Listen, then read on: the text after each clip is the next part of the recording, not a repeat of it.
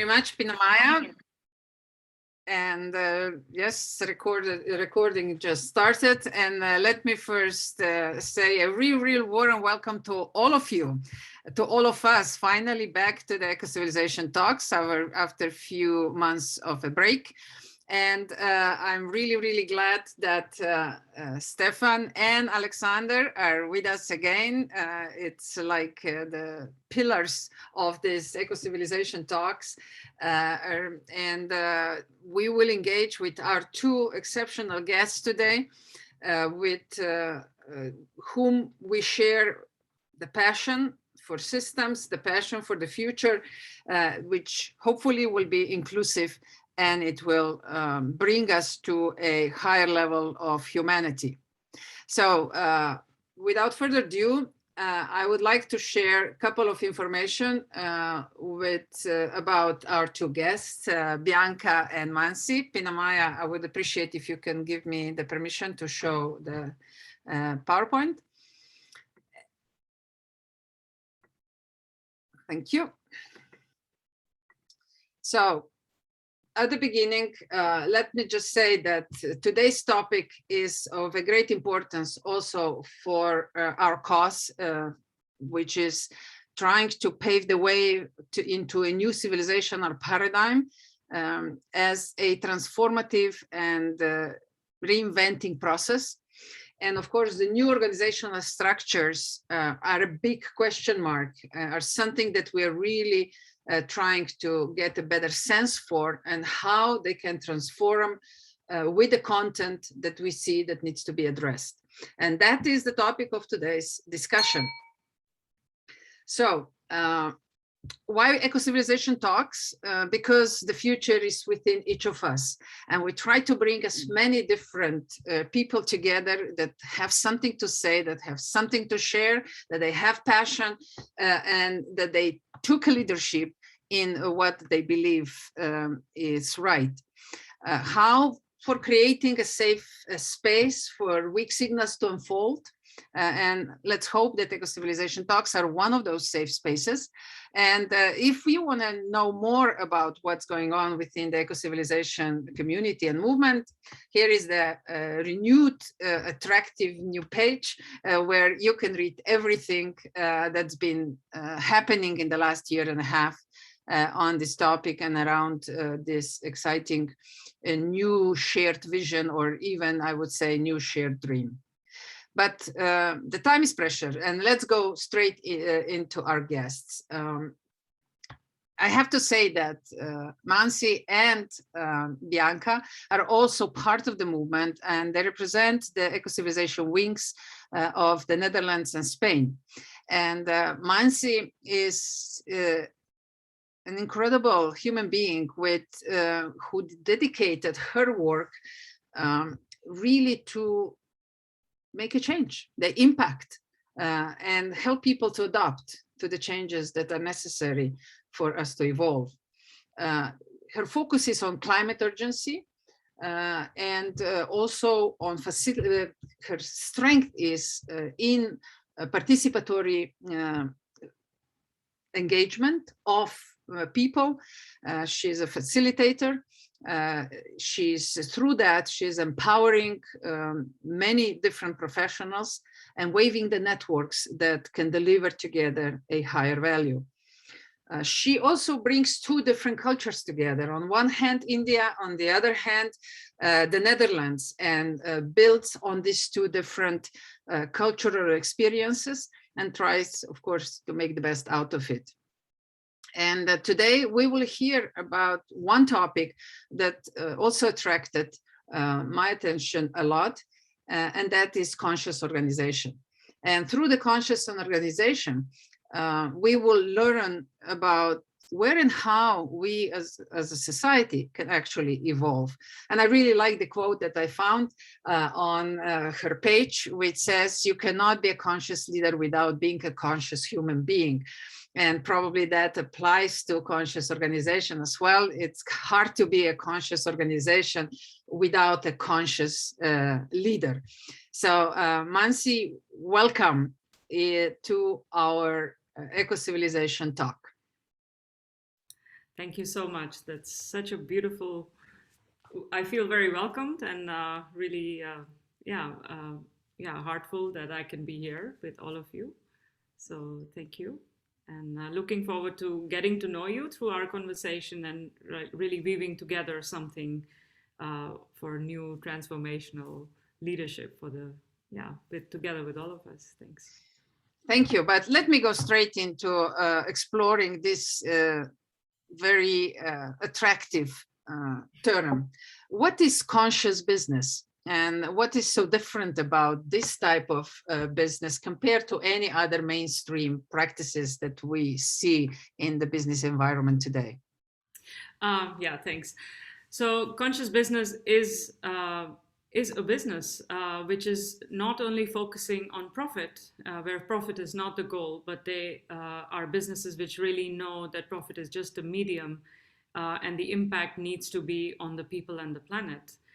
So it's what we say is its businesses have a bigger reason of being, and that's not to make profit. And I think many businesses are realizing that, and they have started the move towards becoming more purposeful, more caring for the people and employees who work in there, and maybe self-managed teams. So there are many businesses already in the path of doing good. But what conscious business does really beautifully as a business model or a holistic economic business model, which is what we promote, is bring all those different pieces together. Because many businesses are focused on one part, maybe just the people or just the organizational systems within the business, or they are focused on, let's say, carbon footprint reduction or other kind of clean ways of being. But how do you marry all of those things and still be profitable, still add value? So it's beyond profit. So it's in that way a very powerful way of being, which is what we advise. Mansi, you mentioned the business model, and when I took a closer look at the business model that you promote, it says purpose, leadership, culture, and stakeholders. Yes.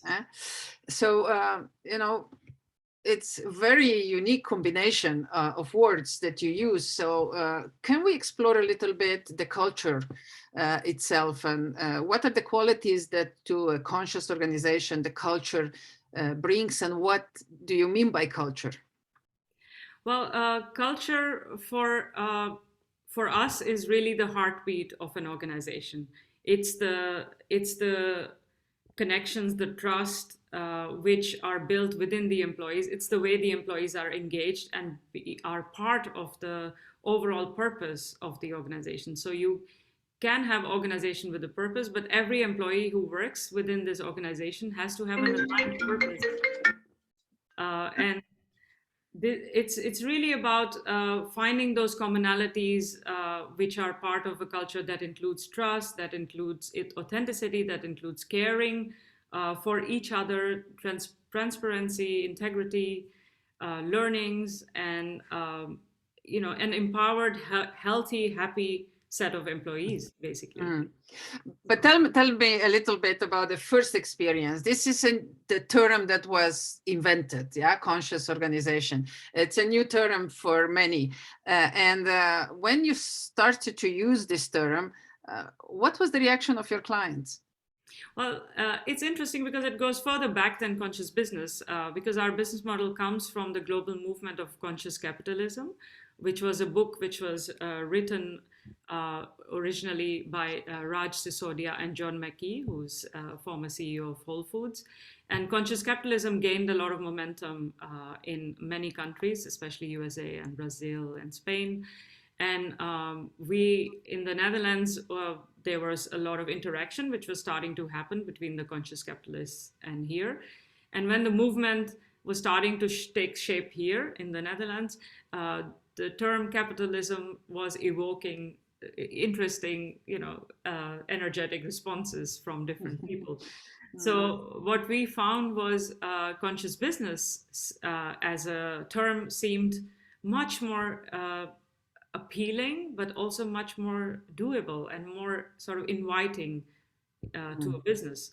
because it's less conflicting, let's put it like that. So when we talk about conscious business, it intrigues people. The first question is, what is a conscious business, of course, and when is a business conscious? Well, the answer is never, because you can always do better. But it's all about being on the spectrum. Where are you in that whole matrix of being totally not conscious and being amazingly perfect? So let me just go a little bit deeper into this in the sense of purpose as well, which is also part of your 4 pillars model. And we are getting used to that each individual needs a purpose. But how does that apply to organizations? Where do they go and search for it? How do they agree on the purpose, on this important pillar of your conscious business? Well, just like an organization is indeed only as conscious as its leaders, but a business exists for a reason. It started for finding a solution to something which was a need in the market, and that's around that is the purpose. What happens when a business ceases to exist? What is going to go missing? So in there lies the cues of what the purpose of an organization can be. And it's not something you can discover in a day. Many businesses start as very purposeful, then they are smaller businesses, and then they grow into larger purposeful organizations. And many organizations need to discover what their purpose is. And also purpose is a living thing. It shifts with time. So it requires constant conversation. It requires Awareness. having indeed awareness, having a pulse on the heartbeat of what is happening in the market, how are we present with our stakeholders, what's the need. So it's a constant development. You're never really like statically purposeful. So the conscious business is still delivering on value add and profit at the end? And the amazing thing is, while profit is not the goal, if a business, and these are evidence-based, this is evidence-based information, that when businesses really focus on doing good and doing it well and taking care of their employees, taking care of their suppliers, their other stakeholders, really following their purpose, the profit just comes. Follows a good intention. That's the magic. Yes. Thank you very much, Mansi. This will be maybe a good for the start. And let me go back to in next introduction. With us is also our Ecocivilisation wing for Spain, Bianca Dragomir. Bianca comes from a very interesting field of work and clustering, cluster management. And she has been named, and this is quite impressive, the Cluster Manager of the Year by the European Commission 2016-18. Not only that, she is now very much involved in advising the highest levels of European government on a 1 trillion euros funding opportunity for industries that are trying to meet the SDGs goals. She is also an ambassador to more than 2,500 clusters all around Europe. And like Mansi, she is coming from 2 different cultural backgrounds. This time she's coming from Romania and Spain, and also trying to build on the positive aspects of both cultures. So Bianca, welcome to our circle as well. Thank you very much, Violeta. It's a very kind introduction, and it's a pleasure to be here with you, joining you in the Ecocivilisation endeavor, and also to be present here online with Mansi, whom I already know and appreciate very much, but also with Stefan, Alexander, and with the whole community that is connected here. Thank you. Okay, let's go in directly into the questions with you too, just to introduce the framework within which you operate, to bring the also the aspect of organizational either challenges or opportunities and changes that the clusters are going through. But before we go into that deep, please, could you just explain what is a cluster and why are they so important for the overall development of a society? Yes, sure. Thank you. Well, a cluster and clusters in general are networks that unite different types of stakeholders like business, all kinds, small, big corporates, government, and other ecosystem stakeholders like financial stakeholders, for example, banks, or investors, private investors, but also research and innovation organization, academia, and sometimes even the society at large. So different stakeholders, public and private, in a particular industry and in a particular region to move the industry forward. So we speak, for example, about the textile cluster, about the clean tech cluster that I lead, for example, in the Valencian region, that gathers 160 SMEs, but an overall of 300 public and private stakeholders in total, and they gather altogether about 6,000 green jobs. We speak about the plastic industry, about different types of specific ecosystems, sometimes innovation ecosystems, but basically let's call them networks, value-added networks in a particular industry and in a particular region across Europe.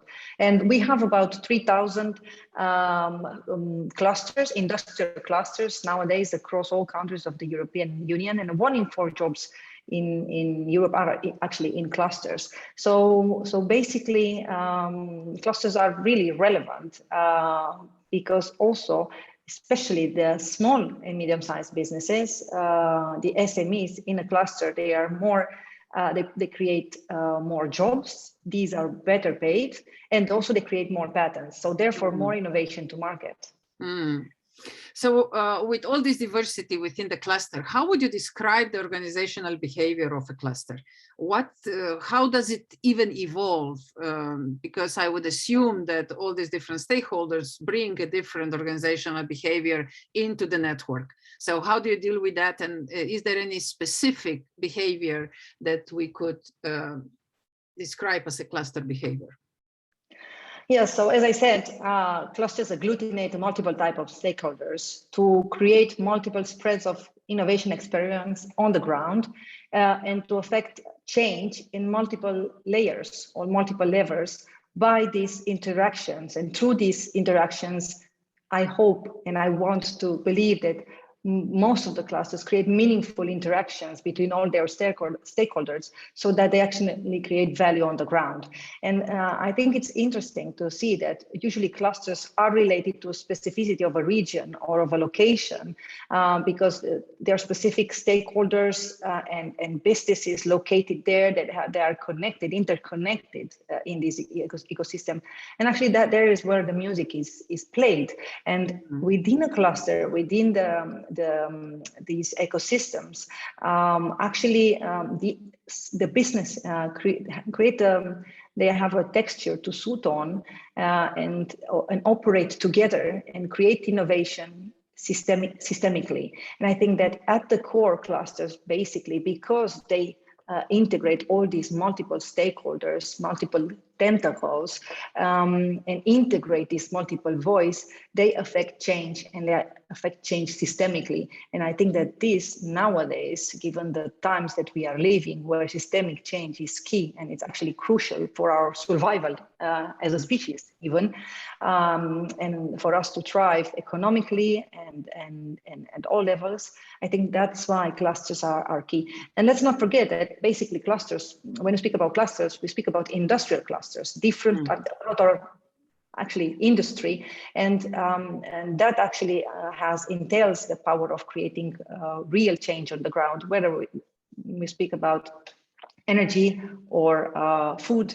or about plastic industry. No matter what industry we deal with, there are these tools, smart tools, if you want, that are smart plugs for Europe's industrial modernization, I think, and we should make use and constant use and better use of them. Well, I heard many important words while you were describing this sort of organizational behavior and within the cluster. One was innovation, the other one was scalability, the other one was transfer of knowledge. What does it take to encourage clusters to really think and act in this spirit? This sounds like a startup spirit, sounds like innovative spirit, but at the same time, because you're talking about big companies, I would assume that they are also looking for a robust business models. So what does it take to get there? Yeah, actually, Violeta, that is the beauty of a cluster. That's why I'm passionate about clusters and about bringing European clusters, specifically, but clusters even beyond that, to the next level, because this entails an amazing power. Clusters have leverage and they have a pivotal role in shifting the industry forward. Why? Because they don't defend a single interest of a single company. They defend the interest of a sector. They are the place and space where we experiment, where we test our ways forward into the future, where startups connect with bigger corporates to scale up and do it in a way that is meaningful, where governments create policy and listen to the voice of the sector, where the sector brings bottom-up information to the government so that better policies are being implemented. So clusters are these neutral entities that articulate, that integrate these multiple needs actually, so that they can affect change on the ground. Now, it is interesting to know actually that clusters that we are living, especially in these times that we are living, we need more speed and more scale, but we need to do it in a way that is conscious, to go back to Mansi's input, in a way that is purpose driven and actually affect change at the same time. It's not about speed and scale, no matter what, is about speed and scale and purpose, right? And we have the SDG there that mark us the way forward. And we have, actually, everything is on the table. We just need to create this change. Now, it's easier to create a change when we all go together, when change, and we all see that change is happening systemically lately. Industry is partnering in completely new ways already for a few years now, and change is happening, and we need someone to shake this change and to integrate a multiple voice. I think that there's an art in integrating this multiple voice in a way that is meaningful to everybody, in a way that we can show everybody that this pie is big enough for all of us, or it's even too big for all of us to get, because actually the space of opportunity is tremendous nowadays, if we think about climate change, whether we think about digitalization, whether we think about the skills paradigm, all these are space of opportunity for business and for organizations, no matter the industry that they take forward. And that is why clusters act with this, they put in place a multidimensional leadership, a polycentric leadership, if you want. And when this is bold, and when this is on what matters for example, Europe, that we have clear targets there, first climate neutral continent by 2050. If industry and clusters put this as at the top of their work, then change happens with speed and with scale. And that's what we need actually to get to those targets. And we cannot waste any resource at this stage. Now, Europe has a competitive advantage compared to other continents, like, for example, Australia. In Canada, they put very recently a cluster policy at governmental with putting money where their mouth is, actually big amount of money. But Europe has a competitive advantage here because it has these clusters, 3,000, that create a ripple effect around them in the territory. And if we can connect, make the most of them and actually interconnect them, then we create overlapping ripples of change across Europe, and we will make it matter. Well, this is very encouraging, and Europe, of course, has this diversity that is also necessary for what you described, to create this kind of dynamic within the networks, dynamic within the partnerships, and then really build on with innovative culture and deliver on innovation. But I've heard in your comments all four pillars that Mansi was mentioning before. So I've heard purpose, I've heard leadership, I've heard culture based on regional, probably regional identity and authenticity. And I've heard, of course, stakeholders, multi-purpose, very diverse stakeholders. So do you use within your networks already this expression, conscious business, conscious leadership? Is this something that is industry already ready for?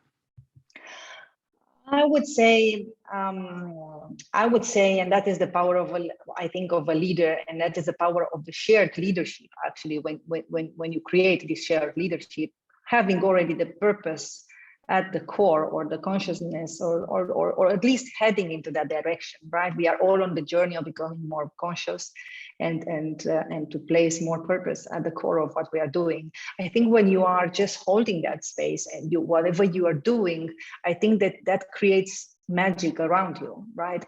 I mean, I remember these terms are new now, but I started at my work at the clean tech cluster in Valencia 10 years ago, and the first few years were really, really difficult, because just to share a little bit of my story, when at the beginning, I just found out that actually in the renewable energy sector that I was actually leading with hundreds of companies and subsector, actually Spain had recently put a tax on the sun, which meant that it literally killed the industry, because there was no domestic market. I mean, just for us to have an idea, anybody who wanted to build a renewable energy installation in Spain at that time had to pay for the entire cost of it, plus a tax on the renewable energy it generated. So you can imagine how that affected the sector. That in the first year, that was my first year of directorship, actually I realized that from 235 companies that we had in the cluster as members, we actually less than 100 remained. So how do you rebuild this sector? How do you rebuild meaning? Well, the only answer is to do things differently, and to try to build bottom up, to integrate a multiple need, and to actually to rethink your business self, but also to make them rethink their business self. And it's not an abrupt, it's not a radical, it's not a blunt, if you want, approach. I actually didn't even know that later on, this was basically some of the things were called participatory leadership, or conscious business. These terms didn't exist, but I was just doing it, and I just realized that the magic starts when you manage to integrate different, to build from within, to actually first nailing the pain. So I sat down with each and every of our remaining businesses, and I drafted a tailored action plan with each of them to see how we can bring value to them from what we had. And the result was that we got to internationalize more than 100 companies in the foreign markets, because the domestic market was not there. So we actually brought meaning, and we brought added value to them according to the circumstances.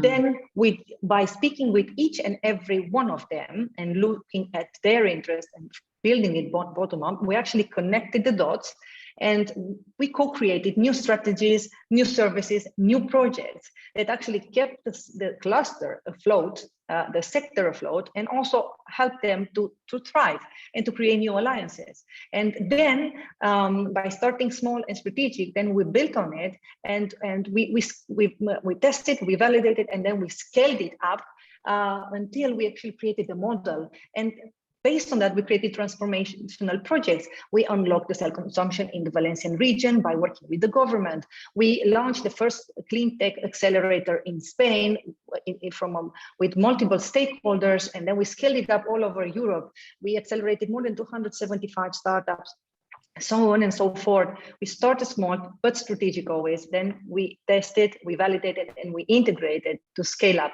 And in doing so, we created meaning in what we were doing. Everybody was served. Everybody found something there. And also we acted, just to connect with one of your previous questions, we acted like a startup, basically. We created a more robust business model by just, reinventing ourselves and having always a reset button in the hand. I think also that is the key for organizations.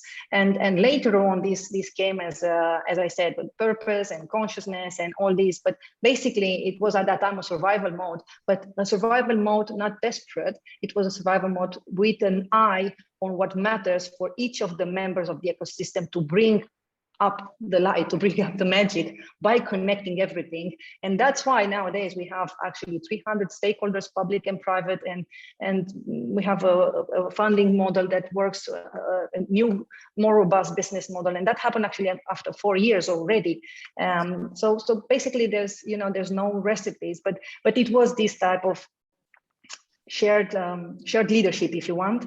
But holding the space for the rest. Let me at this point, because this was really powerful, the way how you describe the whole process, the way how you describe the situation based on which all this response was actually happening. And Mansi, how do you hear that? I mean, she said, well, at the end, we did it with inspiration, we did it unconsciously in a way, and then came the awareness of these clusters, these pillars. So how do you read this, and how do you take a look at what Bianca described from the conscious organizational point of view?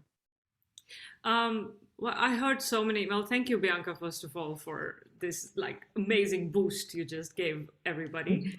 Of course, I know a little bit your story, and also to come back to something, Violeta, you mentioned, we are cooking together things for the future. So there's definitely, cross pollination, which is going to happen. But what I've been hearing from your story is, yes, you might have been in survival mode with an eye, but what I hear is the authenticity of knowing where you want to be. I think that purpose was still quite central. I don't think the purpose came later. I think the purpose was already there from the beginning. So the purpose wasn't to survive, the purpose was to thrive. So and you found very intuitively the ways to do that. And that is participatory co-creative process, which I heard, which is the right way to be, working together with everyone. Some of the other things which was sparked in my brain while you were speaking was this, this idea of scaling up and bigger. And for me, it's like really masculine sort of qualities. Not saying you're masculine as such, but just this idea, right? So I'm always looking at the feminine and the masculine leadership elements of not only organizations, but of beings. And I think when it comes to emergence, also talking about systems challenges that we have, we didn't create them in 5 years. So we're not also going to get out of it in 5 years. So I'm kind of holding that piece a little bit also. And it's also a question, how do you see that as that emergence and the time that is needed for this emergence versus scaling up and boosting? So that's something which is in my head at this moment. Maybe let me pause here first to hear that and see what comes from here. Super. Thank you very much also for this comment. Let me now just also turn to two of our friends who were very carefully listening to what both of you were saying. And let me also tell to all of our audience that we will get back to your questions and we will have enough time this time to discuss them. But let's just complete the framework within which we will then invite also our guests to respond. So the next two guests, if I should say friends and co-creators of this Ecocivilisation talks, Alexander and Stefan, now it's your turn to tell us what did you hear. But let me just tell to our audience, well, Alexander and Stefan, they're very two special people. Alexander is pretty much all around the world behind any kind of meaningful system change initiative. He's really trying to stimulate many of us to act within the boundaries of sort of living ecosystem labs within which we actually tap into the emergence. And Bianca and Mansi were talking about this, this importance of the emergence and following up the emergence. So Alexander, I'm really, really happy and honored that you continue to support us and be with us. And Stefan, a long-lasting friend who is also a very devoted system science practitioner. That's how we've met. But he's also leading also the institute in Austria, who's dealing a lot with now these systemic interventions, and especially dealing with the climate change issues, also in a close cooperation with the Austrian government. But let me just now pass the word to them and ask first, Alexander, what did you hear? And how would you frame all these two inspiring stories in a framework of a more, let's say, civilizational importance and possibly the sparkles for civilizational paradigm? Alexander, back to you. Thanks so much. And what a great question. What did I hear? It's what I sensed, what I felt, what I see is hope. I see the way of being embodied here with Mansi and Bianca and what we are doing together, because it's exactly not just the individuals, but what we're doing together. And the beautiful dialogue and the exchange here, and the listening and the sharing, the co-creation of meaning, the resources we draw on in our experiences, and how we are weaving that together to make sense and to inform where we are and how we are. So what I heard, Violeta, was more about how we are. And I think it's more the embodiment that Mansi and Bianca bring in their way of being and in how they communicate. This perhaps is the most powerful thing. We can share words, we can share the concepts, we can share the ideas, wonderfully, and important, because that's where we communicate. And at the same time, the deeper levels of communication that are about how do we, as I like to say it, how do we human well? You know, how do we human with each other, both individually and collectively? And I think that's exactly what we're looking at here. And I took a couple of notes. There are three things in particular that came up for me, but Violeta, I'm going to let you decide how much you want me to go on. Alexander, those three things are just calling to be shared. So please go ahead. Okay. All right. Well, you know, in a way, what I'm hearing is this, what comes up for me is the difference between making change and curating change. I mean, there are many other ways of looking at how do we foster change and how do we set attractors for change and so on. But I put these on different parts of a spectrum. Making change is like, I'm going to go in and make something happen. It's, you know, as Mansi was saying, it's kind of very masculine, yang kind of way. I'm going to make something happen. It's kind of forceful. And on the other side, there's curating change, where you are listening into, it's like a museum curator who is not actually making the art, but creating the environment for the experience of those who walk through the museum, for them to be in awe, right? So how do you curate the conditions that foster thrivable change, that foster this kind of change? And I think that's one topic that came up for me very powerfully, and there's more to be explored on that. But I really like what I heard here, of course. The notions of that Bianca was talking about in terms of fearless, multidimensional, polycentric leadership.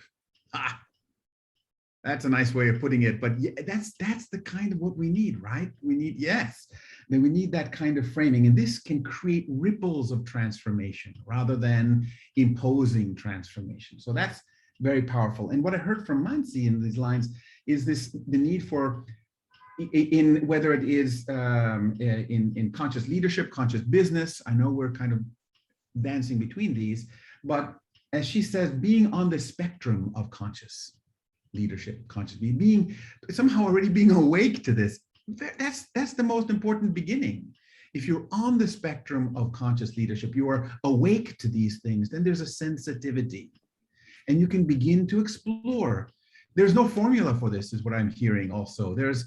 But there is a way of humaning well. And what is full spectrum humaning? So participatory leadership, this is what I heard from Mansi as well, that I would be very interested to share. Let me share these two other things here then, Violeta, if I may. Our current Western societies often are characterized, in my view, as being full of attitudes of strident individualism and self-righteous independence. Me, yeah, don't tell me what to do. I'll tell you what to do. That kind of, it's horrible. So how do we then encourage more participatory leadership?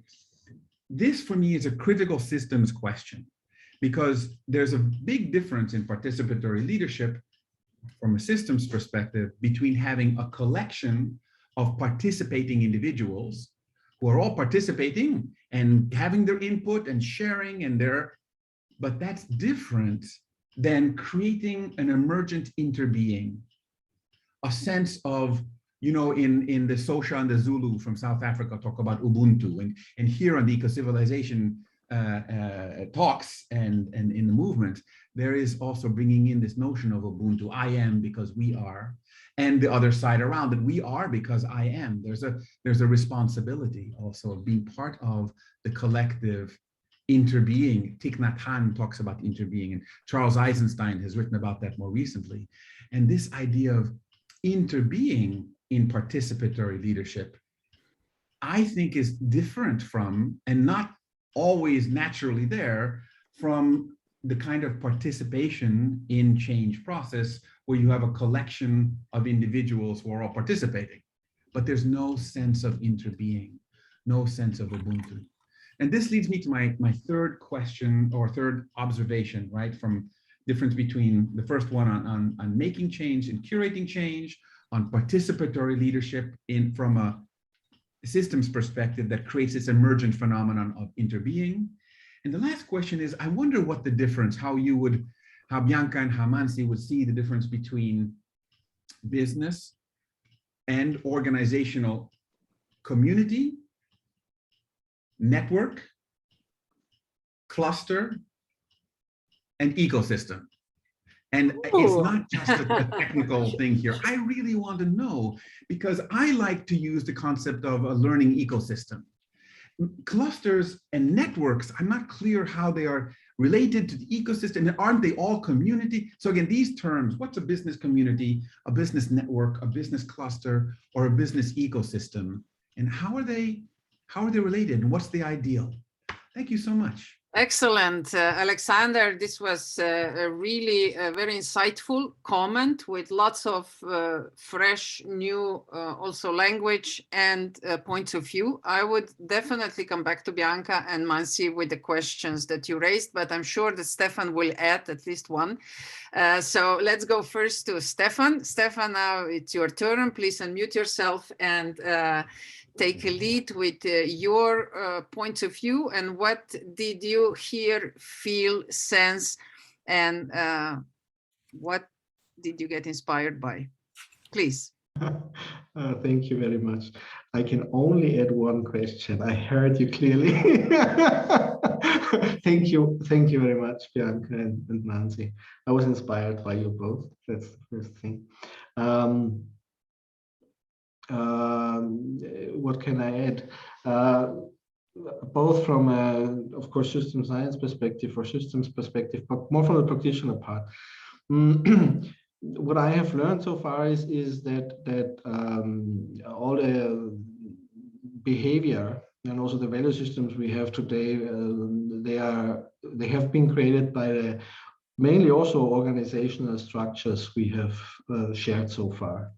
So for instance, when you're talking about conscious business, I remember that was fun now in 2010. It was the first time we talked about this with you, Violeta, in Slovenia, in the parliament. And it was quite too early. So the 5 years you said, Mansi, I think we're talking about 10 plus years for getting these new concepts and values actually into practice. The one question I try to phrase it as a question is, when you are working with conscious business, also when you're working with clusters now, transforming from former, I would rather call them utilitarian connections. So it was about strengthening a particular part of an industry, but now we're looking at the SDGs. Now we're looking at climate change. So it becomes a total different purpose actually. But if you're working with that within the existing structures, do you need to create something next to the existing structures and also protect it from the existing structures so that it can actually evolve, that it can actually emerge, that it can be nurtured without being attacked by the current behavior that has its roots in the existing structures? Or are you bold enough and just plant it in the midst of whatever the current organizational structures already are, and is this also a way forward? I've seen both, and both with advantages and disadvantages. But what I did experience a lot is actually that the new organizational structures that emerge from these new values are quite under pressure still. For some reasons, it's not about value systems, but sometimes it is really that we can't implement them in the current way we're working. Like very practical questions. Does a polycentric leadership actually work within the current structures? Does something like funding, and I'm glad you're working on that, Bianca, work with co-ownership? And these are the questions I'm facing quite daily as obstacles, because we are not prepared yet. We haven't yet made it a common practice. So the one question I can add is, do you need to build something next to and also create some protection to it? Some innovation needs this actually, or do you build it within the current structures? Thank you. Thank you very much, Stefan. Also from this very practical point of view, being basically closed or open, or spin-off or non-spin-off within the organization, or something new. This is an ongoing dilemma, and I would love to hear the comments from Bianca and Mansi to the questions and comments that Stefan and Alexander made.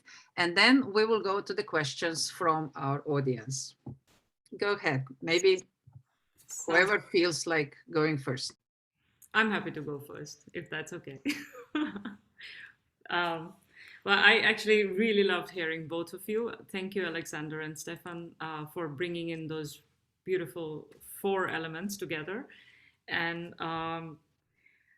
I think you touched really, I'm talking about Alexander's comments first. You touched something really deep inside me around the interconnectedness and interbeing, because for me, that is at the base of my work. That's actually the core of my purpose, which is reminding people and organizations of our interconnectedness with it. And you mentioned Charles Eisenstein, who's one of my favorite people, who talks about the story of separation.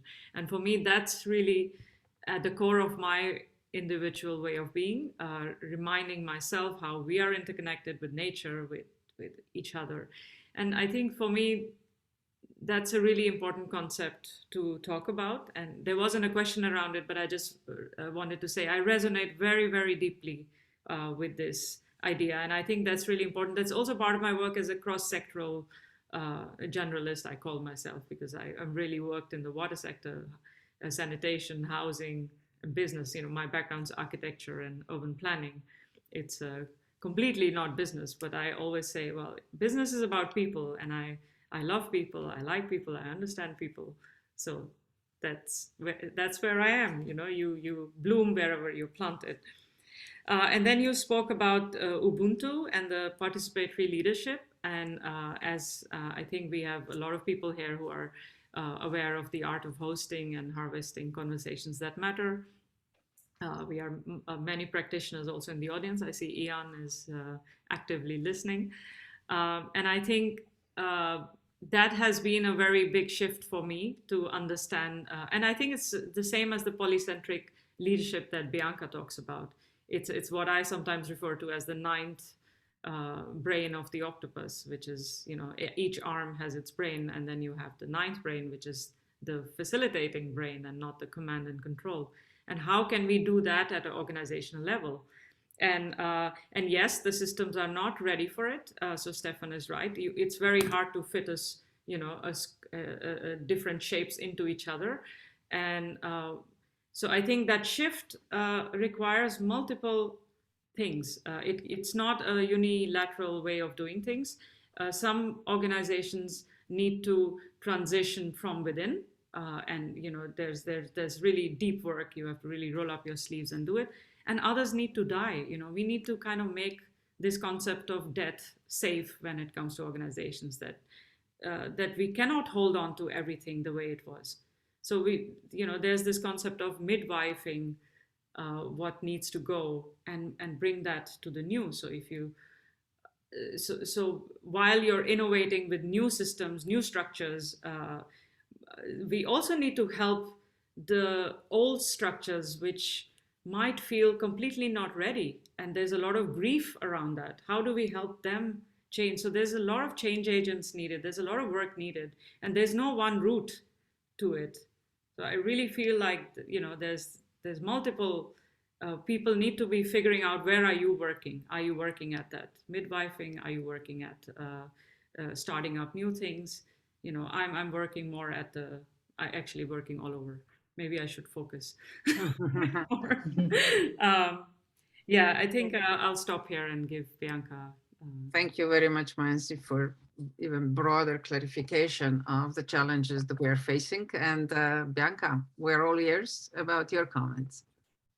Thank you. Actually, you opened, both of you, and now Mansi as well, you opened many, many, many windows of inspiration for me. I could talk about this long, but let me take it one by one and try to address them. First, the simplest one, if you want, the difference between business and organization, community, the network, the clusters and ecosystem. Somehow it's a little bit blurry, isn't it, to the outside participant to this, to say so. Well, let's simplify things. I like to keep it simple. They are all networks, value-added networks. As long as they add value, they are meaningful. Now, cluster is a term that basically has to do with, as I described, with different stakeholders interacting and creating growth in a particular sector and region. And usually it's a legal entity that organizes them. Yeah, like an association or a legal entity. Yeah, basically an association. But sometimes these clusters are also innovation ecosystems.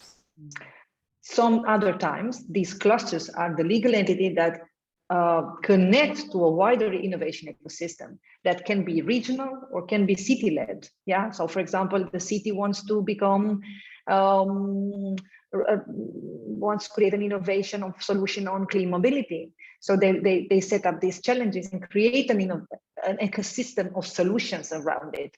Sometimes they say they cluster solutions. So it's a little bit of a there are hues and different colors of these terms. But let's make things simpler. Clusters have to do with clustering stakeholders to bring value, to create growth, to create innovation. to upgrade what they are doing, basically. I personally believe that the more innovation that clusters, current clusters or networks or associations, if you want, of companies or stakeholders bring to market, the more valuable they are, because the world is in a thirst of innovation. Europe alone produces only 7% of the global innovations, whereas Europe actually produces 30% of the scientific papers. So there's a huge gap there. And if we want to be the first climate neutral continent globally, and if we want to lead in innovation, there's a long journey there. It's great to have the intention, because everything starts with the right intention and the clear intention, which is basically the purpose, right? And all magic starts there, but we do need to create structures. We need to make the most of this in order to make it happen. Yeah, and the indicators speak by themselves. So to simplify, networks, clusters, innovation ecosystems, associations, a little bit in the same basket with different particularities, with different hues, but actually if they are relevant, if they create meaningful value to multiple stakeholders, and if they create innovation to market. Now, that's what I work with clusters of change, for example, which is a platform that I'm leading to create the next generation of cluster leaders and ecosystem leaders, Europe-wide and beyond, in a way that they all become purpose-driven leaders, but also applying this open, multidimensional, polycentric leadership in practice by choosing maybe as simple as that, one of the SDG or several of the SDGs, or working on a specific mission. All of them are industrial clusters. So therefore, all of them can create change on one or more SDGs. Now they can become even more creative, but only if they set up these clear goals and purpose on that, we will raise the vibration of Europe or through clusters. Now, fearless multidimensional polycentric leadership, I firmly believe that this is a must nowadays. I don't think it's nice to have anymore. I think it's a must. Why? Because we see it everywhere. Whether we speak about smart cities, this is a collective journey, right? We cannot think about business innovating in energy in a smart city or doing circular economy or the ICT technologies. No, we cannot speak about the cities themselves leading this, because without the investment side or without the government, other government structures, or without the startups, for example, not only the big corporates, they cannot do it. It's too big challenge. We look at the recently launched European mission cities, where 100 climate neutral cities are pursued in the next decade. Also, the European Union calls it the decisive decade. So actually the window of opportunity is quite narrow. We have 10 years to affect radical change on what matters for Europe. And it's a must to do it collaboratively, and it's a must to do it collectively. And that indeed requires a co-ownership of the change. I do think that more and more people, society, companies, governments are aware of this, that we need to do it collectively. And I think that's the beauty, again, of clusters or ecosystem, of running an ecosystem, of being part of an ecosystem, because you can place the purpose at the core, you can place the intention, and everybody around it self-organizes in a way to push it forward, right? For example, allow me to give an example, because I like to speak from my daily practice of leading the cluster. For example, a few years ago, we were listening to many cities, especially small and medium-sized cities in the Valencian region, that they needed more knowledge regarding to the energy efficiency. And they were calling the cluster of renewable energies, of course, to see what solution makes sense or what doesn't, what is the saving that makes sense or not, what is the investment that makes sense or not. And I actually saw at that moment an appetite for knowledge and an appetite for change. So what we did was just create a think tank on smart cities, in which we brought together cities, mayors, and decision-making people. That's clear, because there is where the change starts. So mayors and councillors at different cities with their specific challenges, and on the other side, the ecosystem companies with the solutions to the specific challenges. And we created, we actually created roadmaps for these cities in which they would actually put the funding that they would have available to specific challenges, and they would see that solutions were actually existing on the territory, actually near them, but they didn't know. And actually then, because we created even bolder projects, project ideas at that moment, we brought also the funders. So we created an ecosystem in which all these stakeholders interact and co-create together, looking at the big thing was creating more sustainable cities, also the small and medium size, because that's also where innovation looks differently. That's where the opportunity lies, not only on the big ones. And we created awareness around the startups, around the corporates to look there, because there's a wide space of opportunity. So that's and nowadays, after 5 years of co-creations, last year only, we managed to leverage almost 50 million euros of in projects on smart cities, basically on meaningful projects on the ground that are now being implemented by big, smaller companies with investment funds, with small municipalities. And we actually shifted radically the narrative, because we put mayors to pitch before company CEOs. And actually in doing so, at the beginning, everybody thought that I was absolutely crazy, but actually in doing so, everybody kind of enjoyed and changed the roles, and that was a fun thing, and it's still a fun exercise. So these sort of things we need to do. We need to have fearless leadership and dare to break this, but with empathy, with co-creation, with allowing the space for everybody to come together and to bring, not the other way around. I think that's the way forward. As I said, I can speak about this. Thank you, Blanca. For a long time. Seriously, this was a great example that actually brought all these thoughts together. But now let's give a chance also to our audience, because there are some excellent comments, and you can see them that people are here from all over the world. So I would like to encourage those that have that made a comment to just come forward and say it themselves.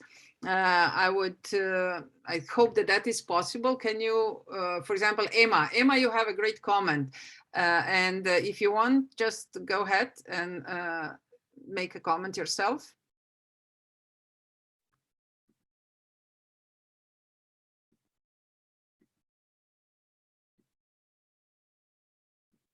I guess it won't work that way. So let me read it then. Emma says, good day to all. Many thanks for organizing this interesting panel. How could the purpose of an organization affect the purpose of an individual employee? If they are not harmonized, does this always necessarily mean that they are not able to collaborate successfully long-term in terms of conscious business, for example? Also, would you please share your views on conscious creation from the point of an organization and from the point of an individual? How do they collide? What is the essence of the connector between the two? Probably, Mansi, I would invite you to start responding. And of course, Bianca, if you have... I'm happy to. Okay. I'm happy to start to build on it, please. Yeah. Mansi, okay. If you want to start? Yeah. Yeah, sure. Well, thank you. It's indeed, it's a great question, and something which is asked quite often around the alignment of purposes, because when you talk about a purposeful business or an organization or a team, it is not that everybody's purpose is exactly the same. However, your purposes as an individual needs to align, or at least in the same direction as the bigger purpose of the organization. And as long as that alignment, you have found it, it doesn't have to be exactly the same. I mean, that's just something which comes through with a lot of conversations, with a lot of sensing into your own inner leadership and sensing into the leadership that is present within the organization.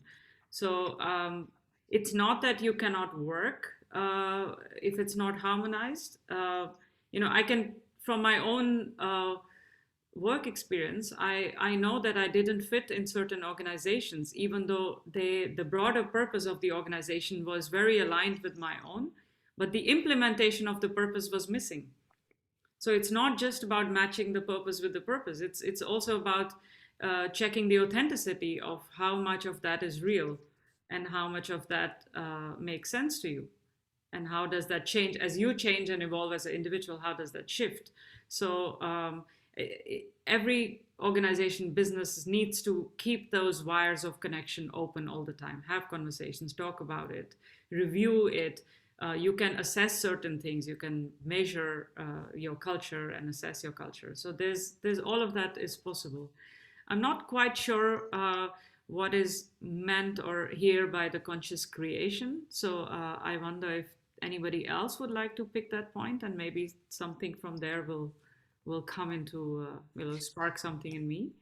But Bianca, maybe you can go now and just add your comment, and let's keep it concise, because we have two really great additional questions and comments which I would like to explore with both of you, and of course with Stefan and Alexander. Go ahead, Bianca.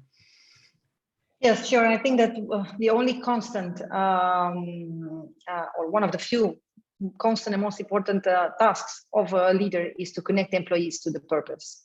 And this needs to be constant attitude and process. It's we as leaders, I think we also get sometimes derailed from the process. There's a lot of input, especially nowadays. I think that that's the most important thing that we need to do. And in this way, not everybody will share the same idea of a purpose, because we are different. That's what we need to embrace, the diversity. It's beautiful to do it so. But I think that is key. And I also think that we need more leadership and less management. I've been saying this many times, because we definitely need to focus on that, all of us. And that is the purpose. That is the bigger view. That is the helicopter view, if you want, keeping that alive. And at the core is the most important.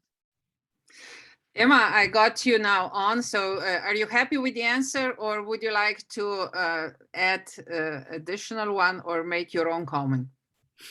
Can you hear me? Yes. Okay, that's great. Thank you. Thank you so much for this interesting panel, and also for all the comments up until now. Just to clarify, maybe the conscious creation a question that I asked. So when a company is working, it is creating all the time. And if we have the conscious leaders being creative in this sense, how does it affect, or does it, the creation of an individual or the employee within this organization?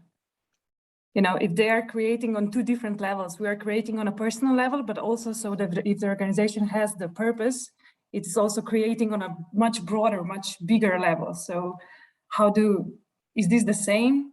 Does one constitute the other, or what would you say? Mansi, Bianca, go ahead, Mansi. I think here again, the dialogue is really important. And what Bianca was talking about diversity, I think that's really specific to, because what I hear in your question is also around innovation. How does innovation, co-creative innovation takes place? And when you speak from that particular lens, then the diversity and inclusion of various ideas and having that kind of cross pollination is I think key to it. So individual growth, individual leadership is like adding drops to the whole, right? It's like putting everything together, and then that's where the emergence happens. And that's it's like a constant movement between ideas and weaving them, and then choosing something and then moving on. So for me, it's a bit of an abstract thing, but that's how it feels like that. Let me connect to somebody else who's actually moving into the same direction. And we have with us our dear friend, I think most of us share this, Ian Anderson. And he made a great comment, but also a question that kind of helps us to continue this even deeper into this discussion. Ian, would you just want to go ahead and raise the question yourself? And it is really good seeing you. with us today. Thank you very much, Violeta. Now the question is really in your experience, Mansi and Bianca. Where do you start? In most organizational change, one expects the CEO to take the lead and say, let us go this way, and take the people with her and go there. But in other organizations, and that's also based on my experience in the commission, the change actually came from below. The grassroots mobilized and eventually created enough momentum to take at least part of the organization with it. So in terms of necessary conditions for the transition, what in your experience is the most effective way, or are we back at what Mansi said, there are many roads to socialism? Yeah. Thanks, Ian. I'm happy to start with this, and I'm sure Bianca can add a lot here. I've seen many versions of this. It can start from anywhere. A lot of the conscious leadership, purposeful leadership begins with a crisis, individual crisis somebody faces, or a company crisis, which sort of leads people to change. But at other times, it can be a vision of somebody which sort of sparks that transformative process. I mean, from the businesses we have been watching and noticing, it can start from the CEO, but it has also been triggered by a cultural change or by a whole team of people who started to just embody and model a new way of being, which is a little bit, it's like being entrepreneurs, which is a little bit tougher, because in the end, it's the leaders, how conscious you are as a leader, which helps bring change. And the other element I want to bring in is the governance structure of an organization, of a business, is really important here. Because so we often work with family-owned or small and medium businesses because they are not stock listed and they are not owned by shareholders. So you could have an extremely conscious CEO. Look at Emmanuel Faber from the Danone, who just sort of left as CEO of Danone, where he really tried to be a really conscious leader. He was really showcasing and modeling that, but it just doesn't fit in a system which is not conscious.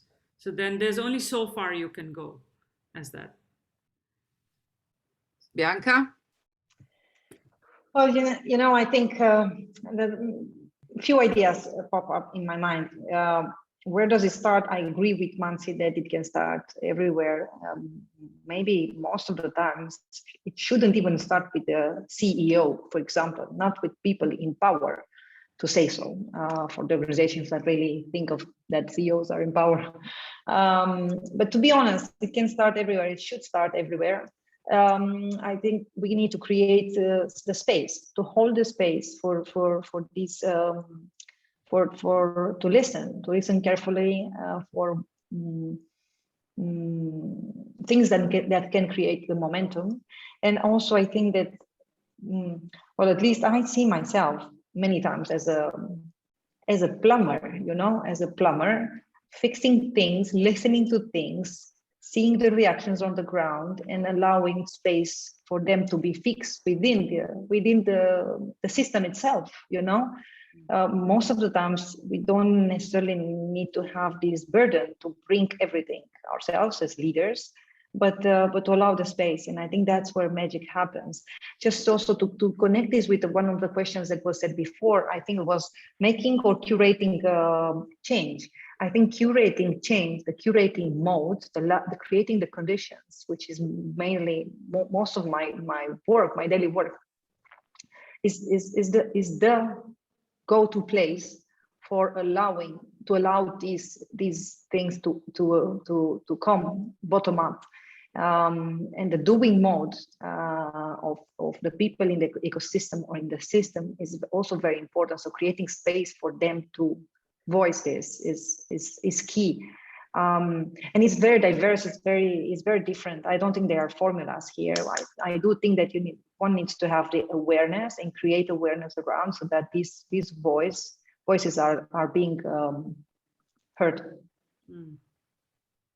Thank you very much also to you, Bianca, and thanks, Ian, for your comment, and great having you with us, and I hope we will see you more often in our community. We have another very interesting comment. It's coming from Nina Langer-Horst-Bockley. Nina is one of those individuals who is pushing for organizational change and system change in Slovenia, but she's also very active in the European Association for Organizational Design. So Nina, go ahead and just raise your issue and ask the question yourself, please. Yeah, thank you, Violeta, and I'm really enjoying the conversation. Well, yes, as you already said, my question is from org design point of view, and you mentioned the question about the structure. Well, we usually say that the structure is only one element in organization design. So, or designing organization is a process, and if this is a collaborative and open process, this can be already a huge stimulator for achieving the actual change. So again, we are really designing and focusing and talking about how to organize the work. We are actually not talking about what kind of structures do we design. Structure is the output of organizing work. But my question is about something else.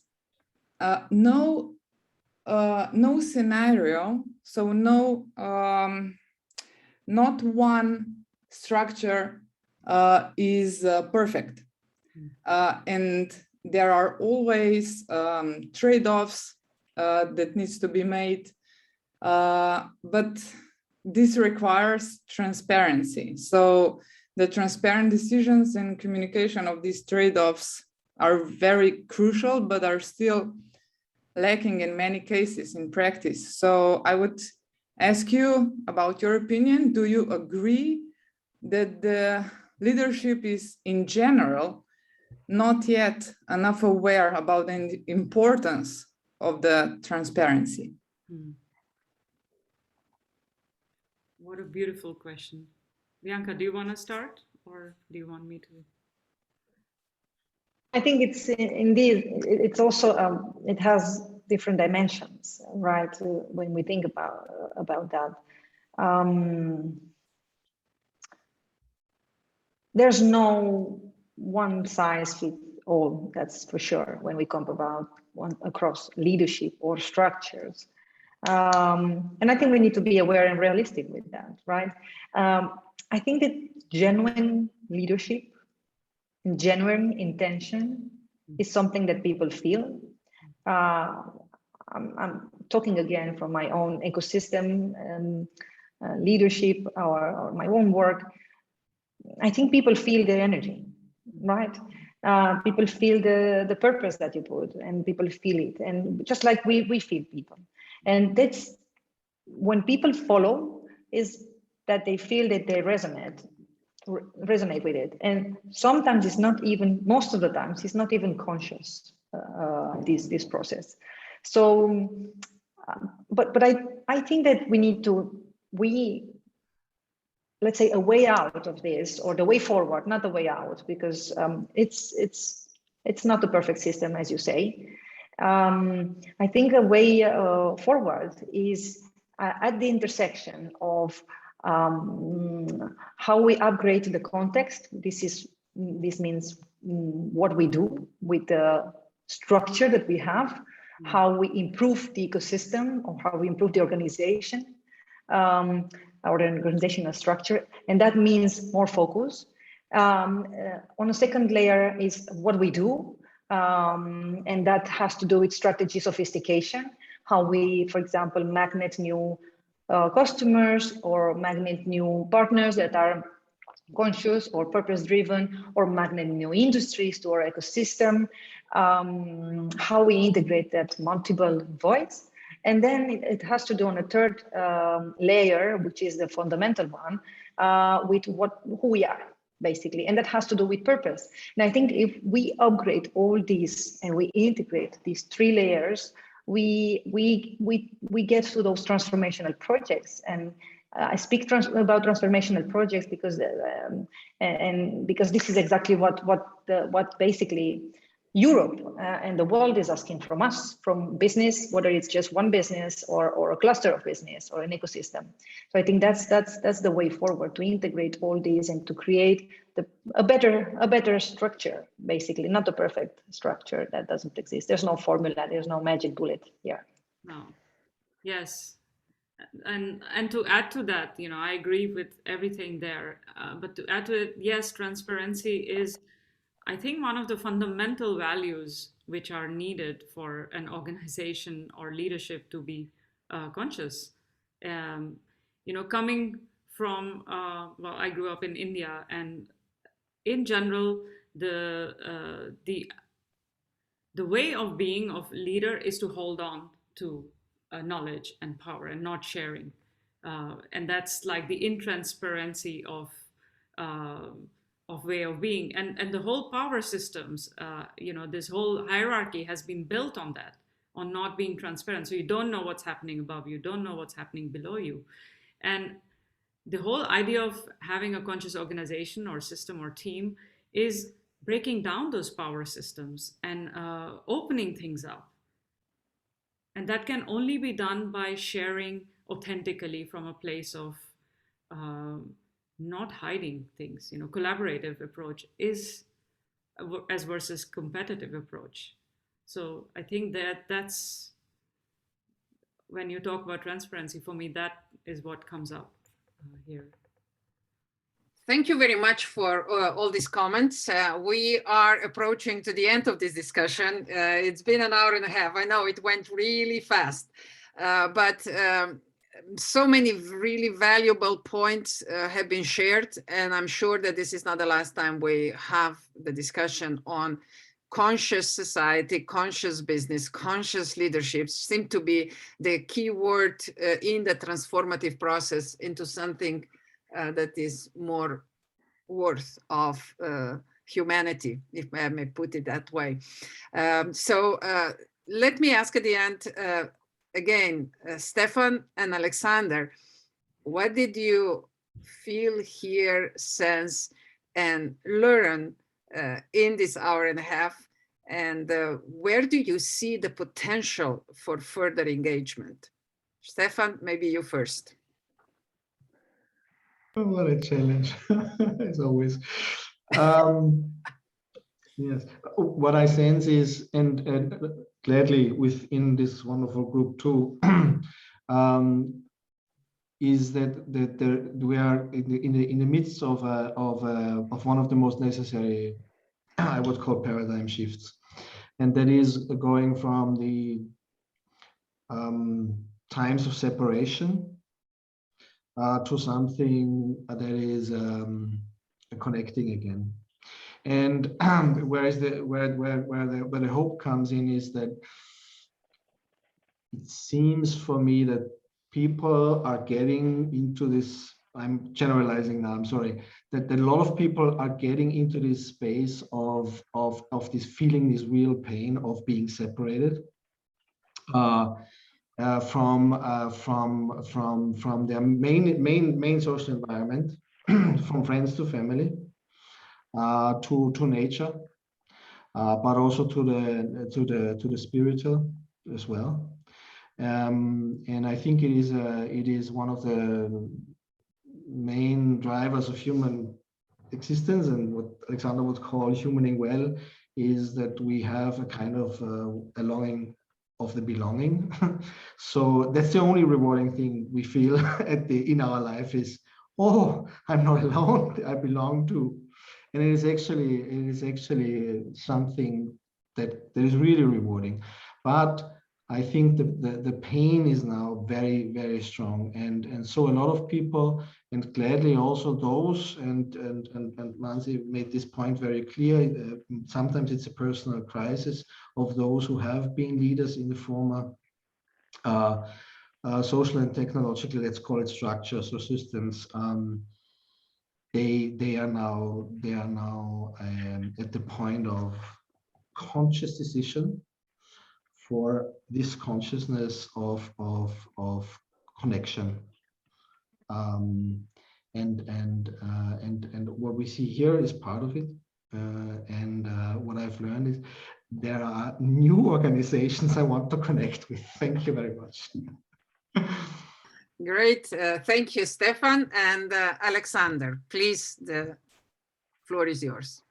Thanks so much. And Stefan, I love you. So good. So good to share. What a wonderful, inspirational engagement here. Yes. 4 things. I think Mansi will like that because she likes the 4 pillars. So the 4 things that have come up for me. One, and I'm going to just kind of bullet point them here. I don't like the term bullet, so I'm going to just highlight them. Let's put that. When I was studying with Russell Aikoff in the social systems science program at the University of Pennsylvania in the Wharton School, we talked about a principle of social systems design. And one of the things he says is form follows function. Form follows function. So when the question is, do we design the structures first, and where do we, how do we start with that? First, we look at what is it we want to do? How do we want to be? More than do, it's the be. This is the belonging that Stefan was talking about as well. So I think in this case, then we look at what are the appropriate forms that can embody those functions. But this is part of the approach. The other thing to mention, that was one. The other thing is what Ian was asking about, where do you begin in the system? And I think the response is beautiful. From a systems perspective, again, we tend to look for where do we start? Where's the leverage point? Where's the systemic leverage point? Donella Meadows and others talk about places to intervene in the system, systemic leverage points. I think we also need to talk about systemic nurturance spaces. This kind of goes to what Bianca was talking about in terms of curating the conditions for emergence, for something good to emerge. So where do you begin? You also begin by looking at the overall context and how do you shape the content? What is the good spaces like Bianca was talking about? How do you create a good space for people to engage in? A good container, a good holding place, right? So combining the systemic leverage points, which is kind of upward causation, with the search for and the working on systemic nurturance spaces, more of a downward causation, creating the holding containers. Both are important. Mansi was talking about, maybe we need to midwife this time. And I'm going to combine what Mansi was talking about in that sense with what Bianca was talking about in terms of the fearless, multidimensional, polycentric leadership combined with empathy. I mean, again, by the way, I think that's perhaps the biggest, for me, holder, that we are to engage with fearless, multidimensional, polycentric leadership combined with empathy. Wow. And if we bring that into the roles, then Mansi, how can we be multidimensional in terms of this midwifing? I think there's a triple role we need to do. And I think, Violeta, you've heard me say this before, but it's both the midwifing of this time of change. Yes. And it is also being the mother giving birth to. We are giving birth to a time of change. There's not just midwifing standing or along the side accompanying. We are the ones giving birth to a time of change. And there's a third component. We are also that which is being born. We're not doing this for some other generation, some other people. We need to be those who are being served. So this is the multidimensional, polycentric engagement, where we are doing all birthing roles at the same time, midwifing, mothering, and being born. And that was the bell. Thank you. Thank you very much, Alexander. Really sharp and straight to the point with a beautiful language again. So allow me now at the end just to really add a few additional comments, which I felt very strong about, and I see them encouraging us, hopefully, to even stronger push for this transformative change that could potentially at the end move into a new civilizational paradigm. Today, I've heard organizations need to change along with awareness and challenges. And they don't do that by themselves. They need conscious leaders in order to move along. collective efforts are the solution for more and more complex situations. Being either clusters, networks, ecosystems, it really is not that much important anymore, as long as these collective structures deliver value for the societies. And conscious means holistic, and it is necessary or even essential for our future evolution and even survival. Where does it start? It starts with awareness and with the be, with how do I serve? And it is driven by awakened people.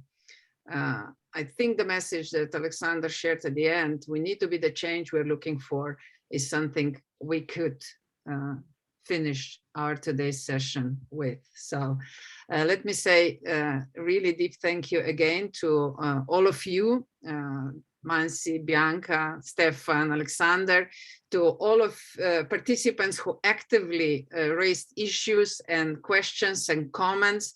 I hope that this is really just the beginning of yet another beautiful partnership and yet another beautiful journey. So I'm looking forward to seeing you all at our next session. This time we will discuss urban and rural intertwining, and how do they depend on each other, and how can we bring smart cities and smart villages into a nice, really interconnected ecosystem. So looking forward to that. Look for the call, which will come soon for the next month, and have a great time. Keep dreaming, keep engaging, and never give up, because we are the change we're looking for. Thank you very much. And may I ask the speakers to stay just a little bit longer online. Thank you so much, everyone.